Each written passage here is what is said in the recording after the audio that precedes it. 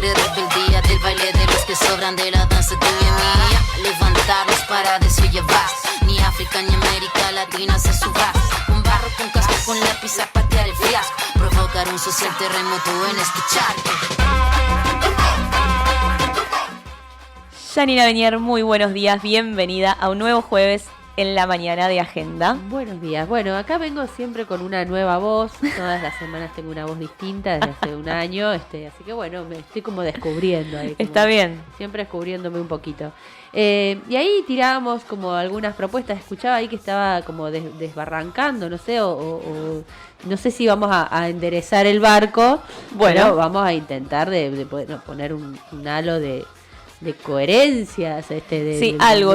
Mira, con que vos puedas hacer algo ya es un montón. Es un montón. Para esta mañana es un montón. Acá en realidad íbamos a retomar algunas cuestiones que nos quedaron pendientes de la semana pasada, que fue en esto de que la semana pasada ya, la anterior, sí. Estoy un poco perdida. No, semana pasada. Sí, que habíamos dicho que allá por comienzos de abril fue el día de las trabajadoras y los trabajadores de las casas particulares, empleadas domésticas, digamos, y ahí como que se nos despertaron algunas cuestioncitas para poder preguntarnos juntos y poner sobre el tapete. Ahí yo voy a dejar después para compartir, que es bastante interesante, que a través de algunas formaciones, algunos espacios de capacitación que se están habilitando últimamente, tanto en la arena estatal como en distintos espacios comunitarios. Ayer tuvimos un encuentro con vecinas, digamos, con compañeras organizadas en los barrios, que están asumiendo tareas, digamos, comunitarias, y empezamos a trabajar sobre este tema de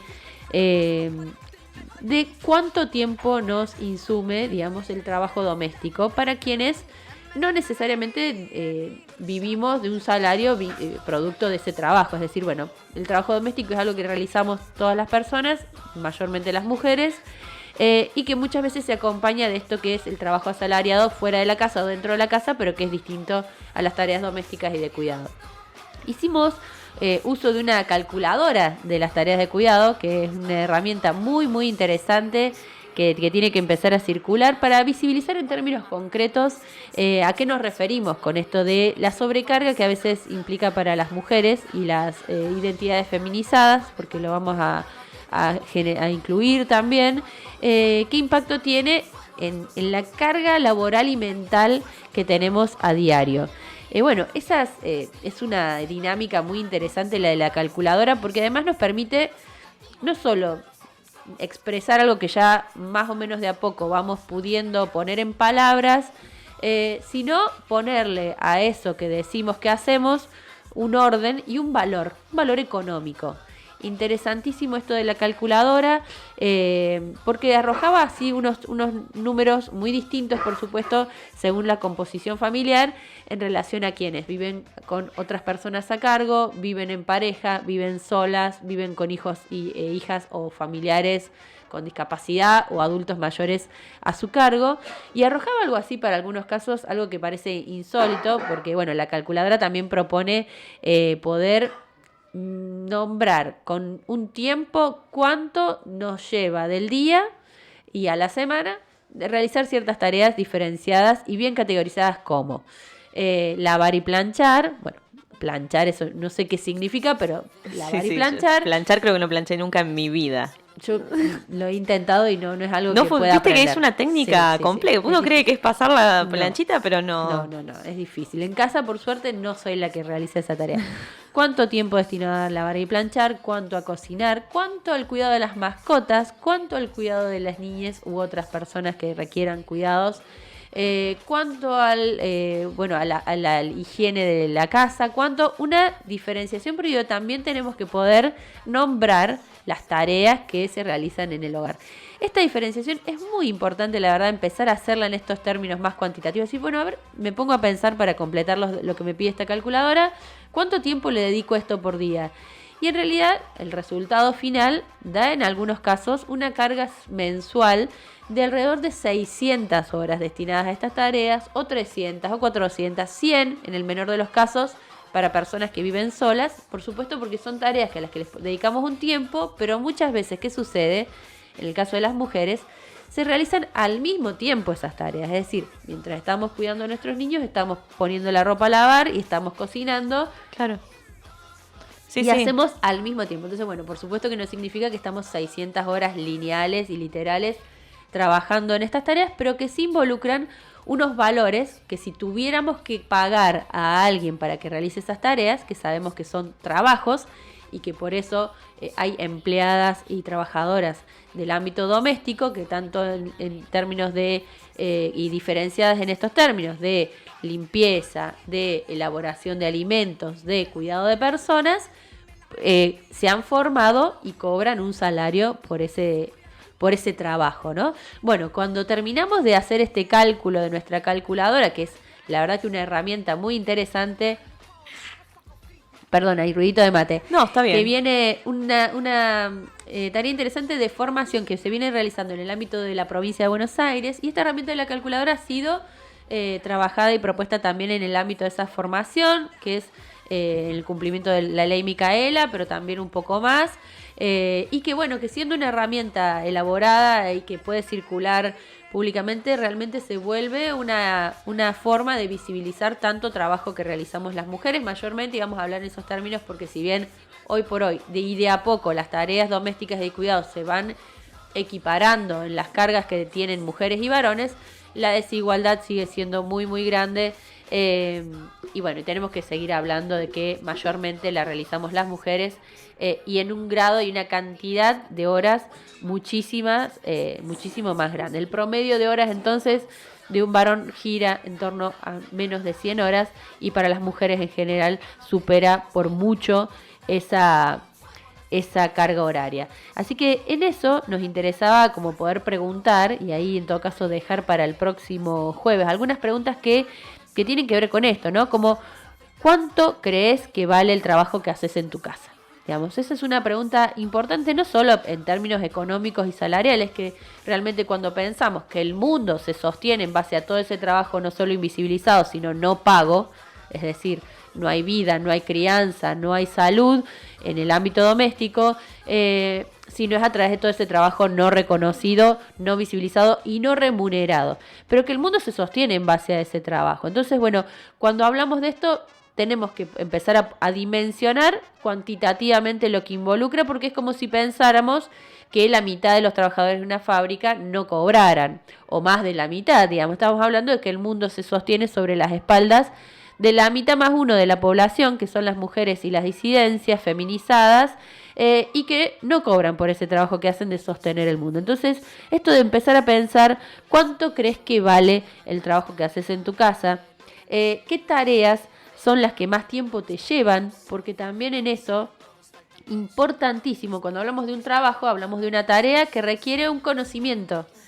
Importante ahí valorar esto. Cuando empezamos a decir, bueno, hay un conocimiento, como decíamos recién, técnico para poder planchar, por ejemplo. Claramente algunas personas tenemos una discapacidad para planchar y que no hay técnica que nos salve. Pero, por ejemplo, importantísimo en el cuidado de la salud y la higiene, en el uso, por ejemplo, de productos de limpieza para la higiene del hogar, en la elaboración de alimentos hay conocimiento. Ese conocimiento no solo que tiene conocimiento científico involucrado, aunque lo aprendamos a través de la oralidad, la familia, la práctica social y la socialización de la que hemos sido objeto, no sujetas, pero objeto, la socialización primaria de la que hemos sido objeto las mujeres que nos han enseñado desde pequeñas a limpiar y a cuidar.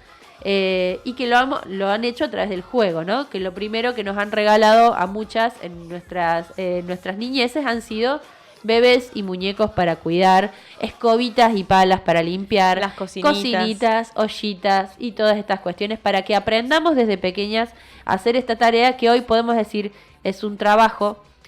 Cualquiera lo puede hacer, no hace falta tener vulva para poder hacer estas tareas. Cualquiera lo puede aprender porque involucra conocimientos. Esos conocimientos socialmente aprendidos también son científicos porque ya sabemos que mezclar lavandina y detergente hace un combo explosivo y muy dañino a la salud. que manchar la ropa con lavandina deja marcas que no se borran y arruinan los mejores pantalones. Sí. Bueno, sabemos todo esto, que por supuesto detrás de todo eso hay saber, hay ciencia, hay conocimiento, y que lo hayamos aprendido de una manera tan cotidiana como es en la crianza y la socialización primaria y luego secundaria también en todos los ámbitos de nuestra comunidad, no quiere decir que ahí no haya saber y que haya trabajo. Entonces, como importante esto, visibilizarlo. Y ayer cuando lo trabajábamos en este ámbito con referentas de distintos barrios, lo tomábamos como con la impronta que tiene decir, bueno, ¿cuántas horas estamos trabajando fuera y dentro de nuestra casa? ¿Y cuántas horas no estamos trabajando? ¿Hay algún momento del día en el que las mujeres no estén trabajando? Entonces, a esa pregunta, que tiene respuestas dolorosas en muchos casos, podríamos decir que nunca descansamos, que además no tenemos vacaciones, que además no tenemos recursos económicos, porque todo ese trabajo, gran parte, no necesariamente está reconocido con un salario, con un ingreso, con compartir el salario de quien sí puede salir a trabajar fuera de la casa, está como el telón de fondo de muchísimas desigualdades y muchísimas violencias de las cuales queremos salir. Entonces analizábamos y avanzábamos un poquito más a decir que cuánto de esta sobrecarga laboral de tareas sin recursos económicos está por detrás de las dificultades que tienen muchas mujeres para salir de situaciones de violencia familiar y por motivos de género, como la violencia que más se nos viene a la mente, tipo la física o la violencia sexual o la violencia psicológica, que de a poco va tomando avanzando lugares en el ranking de las violencias que nos hacen la vida más difícil y que nos quitan autonomía y libertades, ¿no? ¿Cuánto de esta sobrecarga de trabajo invisibilizado, no solo por los demás y las demás, sino por nosotras mismas, nos impide pensar en que tenemos derecho a... alguna compañera decía ayer que el día tenga más horas. No, que tenemos derecho a que el día tenga las mismas horas y que podamos trabajar menos. Tenemos derecho a trabajar menos, derecho a descansar, derecho a dormir, porque digo, hasta cuidamos a nuestros hijos y a nuestras hijas mientras dormimos.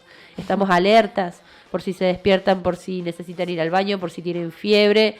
Digo, a dormir, a descansar con tranquilidad, a tener tiempo libre, es decir, a no hacer nada o hacer algo que... Y a veces ni siquiera sabríamos qué hacer en ese tiempo, porque la productividad del sistema y la productividad del patriarcado nos han enseñado a ser máquinas productivas las 24 horas del día. Entonces, bueno, ahí que tenemos que empezar a revertir un poco, a visibilizar, a cuantificar, a distribuir las tareas y también a aceptar ser menos productivas en un sistema que nos estruja para que cada minuto de nuestra vida esté funcionando en la reproducción, no solo de la vida, que bueno, por supuesto somos parte de eso y queremos hacerlo y en buenas condiciones y con amor, sino de este sistema tan perverso por momentos. Sí, justamente pensaba el otro día, conversando con una compañera, ella manifestaba algo así como: yo no creo que sea o que tenga que ser considerado un trabajo, porque yo elegí ser madre y elegí hacerme cargo de la casa y demás. Pero también, digamos, a medida que avanzaba la charla, de algún modo confesaba, digamos, contaba que había tenido que pasar situaciones muy complejas, que había sufrido violencia, que le había costado mucho salir de ahí y que un poco todo eso la había empujado a que se tenga que hacer cargo de sus 3 hijos, de sus nietos, de toda su realidad y además salir a trabajar. Pero aún así ella seguía reafirmando su posición de que esto era una elección, digamos, las tareas domésticas, las tareas que sí que la cansaban, que son agotadoras y demás, pero que siguen siendo su elección de haber sido madre, de, bueno, tener nietos, nietas y demás, y que su trabajo, digamos, era el que salía a hacer por fuera y recibía un sueldo por él mismo. Digo, ¿qué quiero decir con esto? Por supuesto no es para enjuiciar a esta persona, sino todo lo contrario, decir y reflexionar acerca de cuán naturalizado lo tenemos, que incluso lo reafirmamos cuando sabemos que es contraproducente para nosotras mismas, ¿no? Bueno, un poco también de que, por supuesto que una puede elegir la maternidad, en general es una un hecho social que no se realiza solo. Claro. Lo loco de todo este relato y que se repite muchísimo, y ayer contábamos situaciones similares, así que no es el caso particular, es que en esta elección de tener vínculos sexoafectivos, de decidir tener hijos e hijas, por lo general quienes quedan cuando la relación sexoafectiva no continúa, la relación de pareja, quienes quedan a cargo de todas las responsabilidades de cuidado, de crianza, de alimentación, de garantizar la salud, la educación, son las mujeres. Eso, por supuesto que habla de que podemos hacerlo y que tenemos enormes capacidades, pero también tenemos que decir que habla de una crianza hacia las masculinidades que les permite desvincularse de la responsabilidad afectiva, económica y en ese sentido de la preocupación y el trabajo de cuidar. Es decir, bueno, ahí por supuesto que puede ser una elección la maternidad. Las condiciones en las que maternamos no tienen que ser las peores, las de explotación, las de trabajar cuando los demás duermen para poder seguir trabajando y avanzar y hacer lo que queda pendiente. Tiene que modificarse también cuando nosotras replicamos en los patrones de crianza estas cuestiones. Bueno, a partir de esta experiencia nosotros podemos decir a nuestras hijas y a nuestros hijos, a nuestros nietos, que no tiene por qué ser así, que los vínculos pueden ser más respetuosos, que los cuidados pueden ser compartidos, que las tareas las podemos aprender y desarrollar todos y todos por igual. Que una niña o un niño puede agarrar una escoba, digamos, y colaborar en las tareas de su hogar o en el orden de sus propios objetos, digamos. En esto es como ir cambiando, en todo caso, los patrones culturales que nos siguen adjudicando a nosotros la responsabilidad por el cuidado de los demás. En esta tarea, nosotras que hicimos ayer de reflexión y que hay que seguir haciendo, lo que visibilizábamos era, bueno, hay una noción que se está trabajando ahora que es muy interesante y que es la pobreza de tiempo. La pobreza de tiempo es justamente esta cuestión, ¿no? De que el día necesita más horas para poder terminar de hacer todas las tareas que las mujeres debemos realizar, porque si no las realizamos no hay otra persona que las realice, o porque si no las realizamos afecta a la salud o la vida de los demás. Esta pobreza de tiempo también nos empobrece. Tiene que ver con la pobreza y con los indicadores de pobreza que vemos y la feminización de la pobreza y la feminización de la precariedad laboral. Digamos, cuando vemos ahí los indicadores económicos, siempre los números que marcan a las mujeres son más altos. Entonces, con esta pobreza del tiempo, lo que nosotros tenemos que visibilizar es que no es saludable ni beneficioso que las mujeres no puedan parar de trabajar en ningún momento de sus vidas, digamos. Por más que en algún momento puedan jubilarse, seguramente siguen trabajando en el ámbito doméstico. Y que tenemos que empezar a hablar de cuidado. No solo cuidado de los demás, sino del autocuidado. Que si no empezamos a pensar que tenemos derecho a que nos cuiden, además de a que cuidar, y si no empezamos a enseñarnos, a reconocerlos y a enseñarlos y a trabajarlos familiar y comunitariamente, tenemos derecho a cuidarnos, a ser cuidadas. Yo, bueno, vengo trabajando un poco en los temas vinculados a la cárcel, ¿no? Y la población femenina en todo el país y en muchos lugares del mundo representa un 4 o un 5% de la población masculina en contextos de encierro. Pero las únicas que no son visitadas durante el tiempo que dure su encierro son las mujeres. Y las que visitan a este 96 o 95% de varones en contexto de encierro son las mujeres. Digamos, las mujeres cuidan, alojan, alimentan, eso sostienen a los varones y a la familia y a la comunidad en distintos contextos, aún en los peores. Y las mujeres no son cuidadas, no somos cuidadas. Entonces tenemos que empezar a hablar, incluso cuando queremos empezar a trabajar contra las violencias, tenemos que empezar a hablar de cuidados. Porque si no somos objeto y sujetas de derecho y de cuidados, difícilmente vamos a poder ser sujetas libres de violencias, digamos. Es decir, no se trata solo de cuánto nos peguen o no, que por supuesto queremos erradicar todos los tipos de violencia, sino de cuánto se nos reconozca y se nos cuide también desde la sociedad, desde las políticas públicas y desde la familia. Entonces ahí tiene que haber una transformación en nuestra forma de pensar. Cuando hablamos de no es amor, es trabajo no asalariado, no quiere decir que no haya amor, hay amor, pero hay trabajo y ese trabajo agota, cansa y es necesario que sea redistribuido, que se haga entre más, que se comparta la carga y la responsabilidad. No quiere decir que no haya amor, que no haya elección de formar una familia, que no haya elección de tener hijos e hijas, pero sí que es trabajo. Entonces, que tiene que ser cuidado, reconocido. ¿Será o no remunerado alguna vez en la historia? No lo sabemos y ojalá sí sea reconocido económicamente, porque es una de las desigualdades más grandes que tenemos las mujeres al momento de equiparar nuestros ingresos y nuestro poder de decidir sobre los recursos, el uso de los recursos a nivel familiar, el hecho de contar o no con un ingreso económico. Eso no es menor. Pero no estamos hablando solo de que queremos que se pague por el cuidado de nuestros hijos, sino que se reconozca en primer lugar que ese cuidado amoroso, cuidadoso, que hemos aprendido como pudimos, también es un trabajo y que si tuviéramos que pagarlo tiene un valor muy claro, muy, muy bajo, pero muy claro.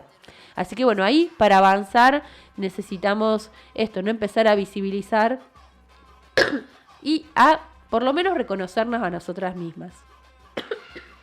Así es. Y un poco esto que decías recién al final, ¿no?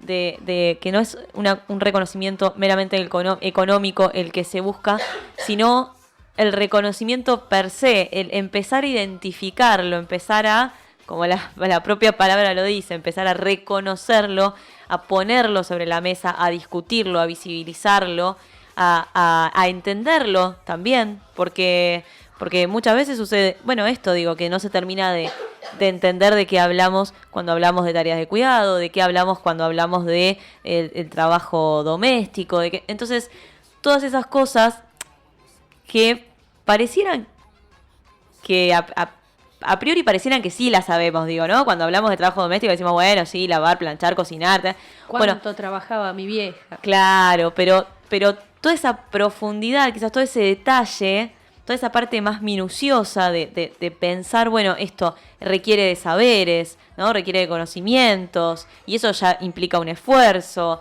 y las horas que tenemos, y las horas que le dedicamos, y las horas incluso que le tenemos que dedicar quizás a la familia y a la casa, y no nos permite en muchas ocasiones, hay muchísimos casos y esto lo sabemos, y no se les permite poder salir a trabajar por fuera, entonces no hay un ingreso por fuera por una cuestión de tiempo y de necesidad de que esa persona se quede en el hogar, pero tampoco hay un ingreso en el hogar por las tareas que desarrolla, ¿no? Entonces, digo, bueno, todas esas cuestiones son necesarias de empezar a hablar, de profundizar, de entender, de involucrarnos también, mínimamente.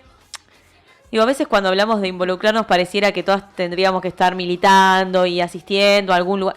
Ya con el simple hecho de en estos espacios poder participar o poder darnos 2 minutos para reflexionar y al menos para pensarlo. Yo creo que eso ya es importante, poder dedicarle aunque sea 2 minutos a pensar estas cuestiones. Eso ya es un montón. Sí, sí. Y esta idea, digamos, de pobreza de tiempo que se nos tiene que empezar a cruzar en la cabeza como un problema, habla de esto, ¿no? De que muchas mujeres, y la desigualdad de clase también, ¿no? Hay muchas mujeres que no solo no tienen tiempo para hacer más cosas, no tienen tiempo, digamos, en su vida, en su jornada diaria, y tampoco tienen los recursos para comprar ese tiempo pagándole a alguien para que haga esa tarea. Es decir, bueno, hay una desigualdad muy grande entre quienes en todo caso pueden pagar para que esas tareas las realicen otras personas y ganar su tiempo, digamos, ¿no? Y ahí esta idea de pobreza de tiempo es muy interesante porque nos atraviesa a todas, ¿no? A todas, mujeres de los barrios populares, mujeres trabajadoras, docentes, mujeres estudiantes, de todos, de muchos grupos sociales que hoy, con la inflación, la crisis económica que hay, por más que trabajemos e incluso tengamos un ingreso económico, no llegamos incluso a estar y a realizar estas tareas en el ámbito doméstico de manera adecuada. Es decir, no llegamos a elaborar los alimentos que desearíamos, no llegamos a contar con los recursos que necesitamos para hacerlas. Entonces, bueno, es importante. Lo primero, por lo menos, es visibilizar estas tareas. No quiere decir que no haya amor, que no haya elección, pero es que es trabajo. Porque uno también elige trabajar fuera de su casa y muchas veces elige o necesita, ¿no? Uh-huh. Pero si lo puede elegir y si puede elegir también qué va a hacer y si estudió en algo y puede trabajar de eso no deja de ser un trabajo porque sea deseado. No, claro. un artista, un artesano, por más que amen lo que hacen, están empezando, desde hace algunos años, a decir que eso es trabajo y que necesitan ser reconocidos en su trabajo, digamos. Ni hablar músicas y músicos que vienen peleándose tanto por el reconocimiento de que eso que hacen con amor y que es lo que eligen hacer, es un trabajo. Bueno, en el ámbito doméstico lo mismo, y no debería ser un problema reconocer que lo hacemos por elección. En muchos casos, por supuesto que no es así, y tampoco tenemos que romantizar la vida doméstica y la familia. En muchos casos no es por elección ni por amor, o el amor está truncado por un montón de vínculos muy dolorosos y violentos, pero en el caso en que sí, no deja de ser un trabajo. Es decir, realizar todas las tareas domésticas y las tareas de cuidado son un trabajo, requirieron muchísimo aprendizaje, seguramente requieran y nos requieran continuamente seguir aprendiendo. Y bueno, si lo valoramos en un comienzo, vamos a también transmitirle a nuestros seres queridos esa valoración, y ojalá en unos años estemos hablando de que no seamos las únicas que realicemos este tipo de tareas en el hogar. Yani, muchísimas gracias por un jueves más, por las Ramonas, lo que ha quedado de Yani ya a esta altura. Perdón. Lo que ha quedado ya en abril. Yo te digo que estamos todos y todas más o menos parecidos y parecidas, ¿eh? No, ya ayer lo charlábamos con vecinas. Ya estaríamos en condiciones de ir cerrando el año. Yo soy una seria militante de que el año termine en octubre, pero este año estoy dispuesta a militar porque termine en junio. Sí, absolutamente. No me tienten porque arranco mañana, ¿eh? Aparte es muy confuso esto de que el mundial sea en noviembre, que era No, como por la que eso cortaba el año, no sé, raro. Sí, por eso este año más que nunca estoy militando fuertemente que el año termine en octubre, porque después viene el mundial. ¿Cuál sería la necesidad? Sería el junio del año que viene, noviembre, digamos. Claro, digamos, ¿cuál sería el...? Ya está. Y si no, hay que armar un calendario feminista que se adecue a nuestros tiempos. Y bueno, está el calendario Maya, está el calendario tal, bueno, que esté el calendario feminista, que bueno, que sea flexible. Sí, yo creo que tranquilamente. Basta de arbitrariedades astrológicas, qué sé yo. ¿Por qué 365 días, un año? Es un montón. Aparte es número impar y los números impares me caen muy mal. Los chicos ya me dijeron, ya fuimos 56 días a la escuela, ¿cuánto más falta? Y le dije, 11 años y un poquito más para terminar, sí. Pero paciencia. Bueno, vamos a ver. Sí, es difícil también explicarles, Pues, pero bueno, la eternidad. ya lo van a superar en La algún eternidad. momento. Y tal vez hasta incluso quieran volver a esa etapa. ¿Viste qué pasa a veces? Yani, te agradecemos muchísimo. Nos encontramos seguramente el próximo jueves si sobrevivimos. Nos estaremos escuchando nuevamente en este bloque que es Las Ramonas y que siempre nos invita a seguir reflexionando. Separamos, como siempre, y volvemos.